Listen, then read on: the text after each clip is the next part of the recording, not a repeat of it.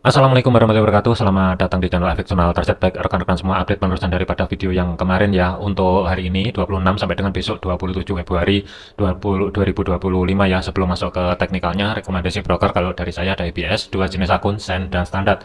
Kelebihannya untuk EBS ini ya, baik deposit ataupun withdraw itu cepat banget, di jam kerja itu hitungan menit. Kemudian dari segi pairnya pun lengkap banget, termasuk kripto pun juga bisa di trade dengan menggunakan akun Send ya. Dan kelebihan yang lain adalah historinya itu panjang banget. Khusus untuk akun Send ini untuk menguji strategi tentunya akan lebih kecil ya risikonya, dan diimbangi juga dengan konsep money management dengan baik dan benar juga ya. Khusus untuk akun Send, linknya ada di kolom deskripsi. Kemudian dari segi fundamental, fokus malam ini sebenarnya sih kosong ya, nggak terlalu yang mesti difokuskan, cuman ada penjualan rumah aja, tapi sih dampaknya di market kemungkinan sih masih minim. Kemudian untuk besok itu ada klaim pengangguran awal dan PDB. Diperkirakan untuk PDB-nya sendiri itu penurunannya itu secara signifikan ya untuk perkiraannya, cuman aktualnya berapa nanti kita akan cek lebih lanjut. Langsung masuk ke teknikal ya. Sebelum masuk ke perjalanan weekly ya, ini kemarin sih saya sempat bahasin ya untuk level perjalanan 10 tahun, hati-hati, ini pengingat kembali aja, dimana tahun 2021 sampai dengan nanti di tahun 2030 ya, untuk perjalanannya posisi harga untuk gold saat ini itu mencapai resisten 3 ya. Waspadai ketika menyentuh level area tersebut, mengingat ini adalah perjalanan panjang, jadi nggak ada hubungannya dengan time frame kecil. Sentuhan pertama untuk resisten 3 ini rawan terkoreksi. Memang ada peluang untuk gold ini lanjut ke atas. Untuk kedepannya nanti itu target saya itu kurang lebihnya ya antara 3146 sampai dengan 3190-an. Ini target jangka panjangnya nanti ya. Cuman untuk saat ini gold masih retest di kisaran level area 2932 sampai dengan 2975. Rank areanya sih lumayan besar karena ini nggak ada hubungannya dengan time frame kecil, jadi waspadai aja kalau misalkan mendadak gold terkoreksi lebih dulu sebelum naik lebih tinggi. Ini untuk jangka panjangnya ya. Kalau misalkan terjadi potensial koreksi, 2846 ini yang akan menjadi target terdekatnya. Kemudian untuk indeks dolar ya, pergerakan untuk indeks dolar kita lihatin dari segi time frame satunya terlebih dahulu. Perjalanan saat ini tuh dia ngambil sebagai level area minornya kembali, tetapi ketahan atau ke reject. Kenaikannya itu masih bermain-main kembali di level area support pertama weekly ya, 106.500. Kalaupun untuk malam ini indeks dolar mampu bergerak di atasnya 106.500, kemungkinan yang akan menjadi next target selanjutnya masih tetap belum ada perubahan dari bahasan video yang kemarin ya. 106.700-an, 106.86 maksimum sementara adalah di 107.00. Tetapi kalau misalkan ada penurunan, kemungkinan juga tidak jauh-jauh di antara history low minggu yang sebelumnya. Kemudian maksimumnya itu masih tetap berada di level area minor antara 106.100 sampai dengan 106.200. Selanjutnya gold perjalanan weekly. Untuk kemarin planning adalah sell ya, targetnya sudah kena di support pertama, dan harga ini kan ke reject, bermain-main kembali di zona tengah atau sebagai pivotnya. Minimal H4-nya pun dia masih belum mampu tutup di atasnya 2926 ya. Untuk kunci kenaikannya kemarin saat outlook dibuat di hari Sabtu ya, yang saya posting kemarin itu kan kunci kenaikannya untuk menuju level area minor bagian atas 2962-an kurang lebih, minimal adalah daily close-nya harus mampu tutup di 2955. Ternyata kan gagal, dan untuk level kunci terdekat saat ini itu berubah, sudah tidak lagi di 2955 melainkan berada di 2926. Kalau misalkan untuk hari ini daily close-nya mampu tutup di atasnya 2926, potensial arah resisten kemungkinan yang akan menjadi target terdekatnya. Tetapi kalau misalkan kehilangan level area minor yang berada di 2907, berpotensi ini kemungkinan akan balik lagi ke bawah, yang akan menjadi targetnya 2885 itu yang pertama, yang kedua adalah di 2879 terlebih dahulu ya. Ada kisaran sebenarnya 3 level area. 2891 untuk yang kemarin ini sudah diambil, jadi masih ada 2 level belum diambil untuk minggu ini ya, perjalanan minggu ini. Jadi kesimpulannya untuk gold, kalaupun ada kenaikan, kuncinya berada di 2926. Selama daily close-nya masih belum mampu tutup di atas level area tersebut, waspadai arah bawah. Kuncinya bagian bawah itu berada di 2907, lepas dari level area tersebut waspadai potensial balik ke 2885 sampai dengan 2879 sebagai normalnya koreksi sebelum gold naik lebih tinggi. Jadi saya lebih prepare dikarenakan untuk planning kemarin sudah TP ya, kemungkinan akan re-entry sell kembali, tetapi saya akan pantau mampu atau tidak harga bergerak di atasnya 2926. Kalau misalkan tidak mampu, kemungkinan referensi sell saya di antara 3 level area yang berada di sini, tergantung nanti konfirmasi pembalikan arah yang valid itu yang mana. Saya akan pantau kurang lebih 1 sampai dengan 4 jam ke depan ya, di antara 2907, 2917 terlebih dahulu, dan maksimum kalau misalkan gagal bergerak di atasnya 2926 tentunya lebih ideal untuk menekan risiko, misalkan cari ancang-ancang setup sell sedikit di bawahnya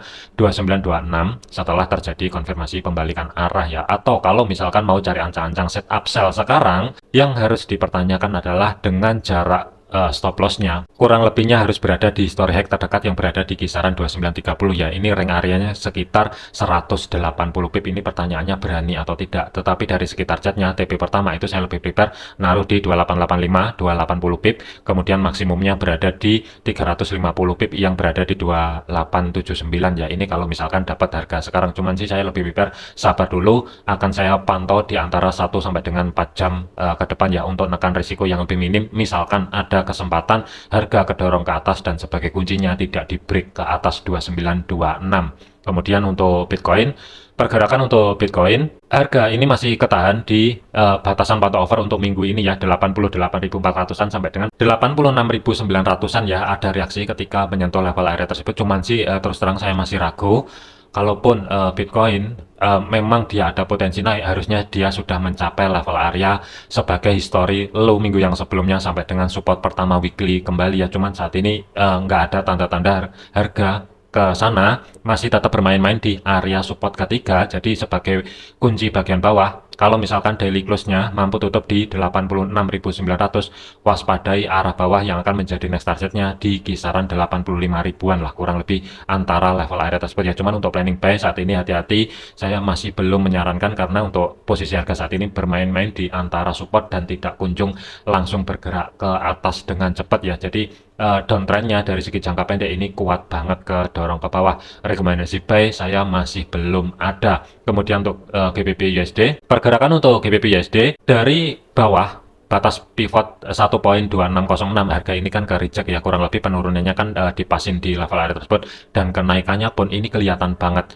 History high minggu yang sebelumnya ini pas di level area tersebut. Tentunya sih ini masih belum ada tanda-tanda untuk GBP USD melanjutkan perjalanan ke atas selama daily close-nya masih belum mampu tutup di atasnya 1.2678. Untuk zona pantaunya malam ini, bagian atas waspadai resisten pertama weekly 1.2658. Kalau misalkan gagal bergerak di atas level area tersebut, waspadai potensial arah bawah yang akan menjadi next targetnya. Kalau misalkan dia kedorong ke bawah, pivot 1.2620, batas maksimum 1.2606 terlebih dahulu. Untuk planning saya lebih prepare wait and see untuk cari ancang-ancang setup sell. Titik entry-nya cari sendiri sedekat mungkin dengan level area resisten pertama weekly. Kemudian untuk Euro USD, pergerakan untuk Euro USD kenaikannya itu juga balik lagi ke level area minor ya, antisipasi di video yang sebelumnya, ke reject lagi di kisaran level area tersebut, dan posisi harga saat ini itu 2 kali sentuhan di level area resisten pertama weekly yang saat ini support.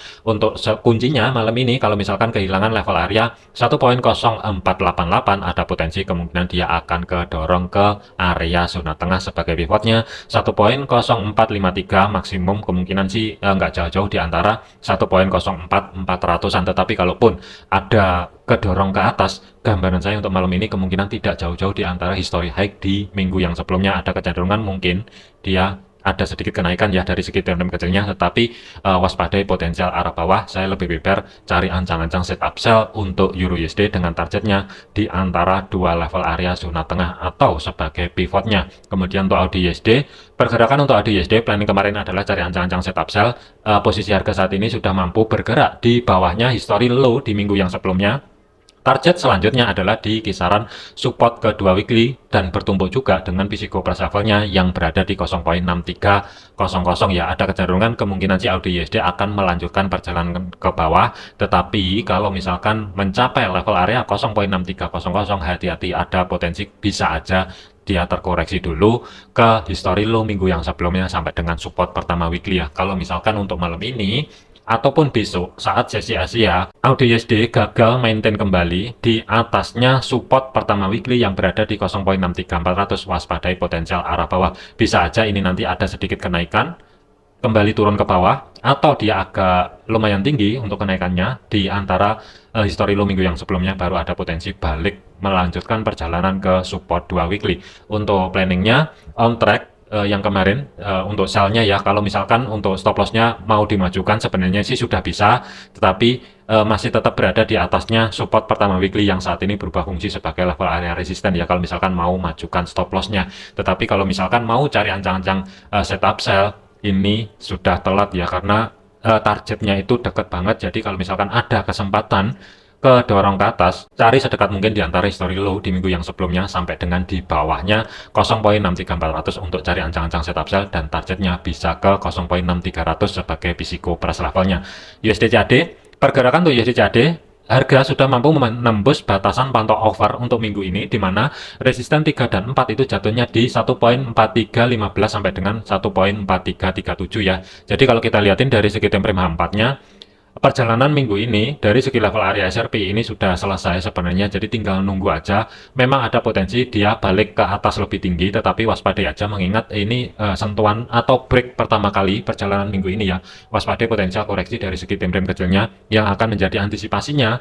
Misalkan koreksinya itu terjadi ya, zona blok merah bagian bawah sebagai minornya ini kemungkinan antisipasi koreksi sebelum USD CAD lanjut perjalanan ke atas kembali ya. Untuk planning outlook adalah cari ancang-ancang setup buy, harusnya ini sudah selesai, sudah keluar semua karena sudah mencapai batasan pantau overnya di atasnya 1.4337 ya. Jadi kalau misalkan mau prepare cari ancang-ancang setup buy kembali, ini sudah tidak ideal kembali, terkecuali ada kesempatan koreksi kedorong ke level area minor di antara 1.4289, baru cari konfirmasi pembalikan arah, re-entry buy kembali sih tentunya sih lebih oke. Dari segi targetnya pun masih ada peluang ke 1.4400 untuk jangka panjangnya. Kemudian untuk USD Swiss, pergerakan untuk USD Swiss penurunannya kemarin itu ketahan di level area minor ya, dan kenaikannya saat ini itu bagian atas di 0.8954 ini sudah di break. Jadi kunci terdekatnya, kalau misalkan untuk daily close hari ini harga gagal bergerak di bawahnya 0.8936 kembali,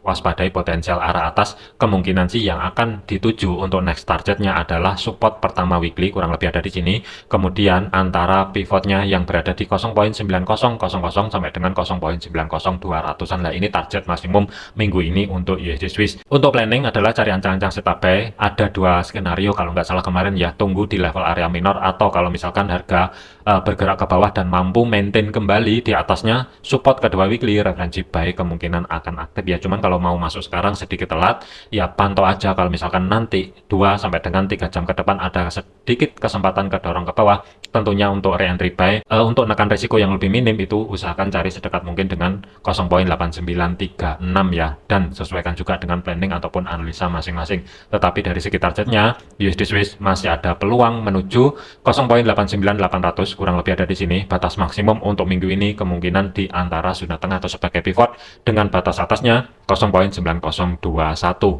Kemudian untuk USD Yen, pergerakan untuk USD Yen, harga ini kedorong ke bawah, tetapi ini penolakannya pun kelihatan banget ya. Ekor-ekornya itu bagian bawah itu panjang banget. Jadi saya lebih prefer tetap mempertahankan cari ancang-ancang setup buy sebenarnya. Cuman kalau misalkan mau re-entry sekarang ini masih belum telat. Dari H1-nya pun ini juga sudah kelihatan sebenarnya konfirmasinya ketika dia turun kemudian ketahan di 149.22 atau garis bagian hitam ya, pas di level area tersebut, dan ada konfirmasi pembalikan arah bergerak di atasnya support pertama weekly 149.500 ya. Cuman kalau mau buy sekarang yang harus dipertanyakan dengan jarak untuk stop loss kurang lebihnya sebenarnya amannya adalah di bawahnya history low di minggu yang sebelumnya yang berada di bawahnya 148.900-an ya, ruang gerak sekitar 70-an pip ini lebih ideal daripada naruh sedikit di bawahnya 149.22, ini rawan kesabet. Tetapi dari segi targetnya saya lebih prepare nargetin TP pertama balik lagi ruang gerak sekitar 70 sampai dengan 75 pip di antara batas bawah pivot, kurang lebihnya risk reward 1:1. Tetapi dari segi TP maksimum atau TP2 nya saya lebih prepare naruh di batas atasnya pivot dengan ruang geraknya itu sekitar 150-an pip ya. Ini kalau misalkan dapat harga sekarang. Jadikan video ini sebagai referensi, jangan dijadikan sebagai patokan. Segala keputusan risiko menjadi tanggung jawab masing-masing. Jangan overload, jangan overtrade, tetap disiplin. Terima kasih, sampai jumpa di video yang selanjutnya.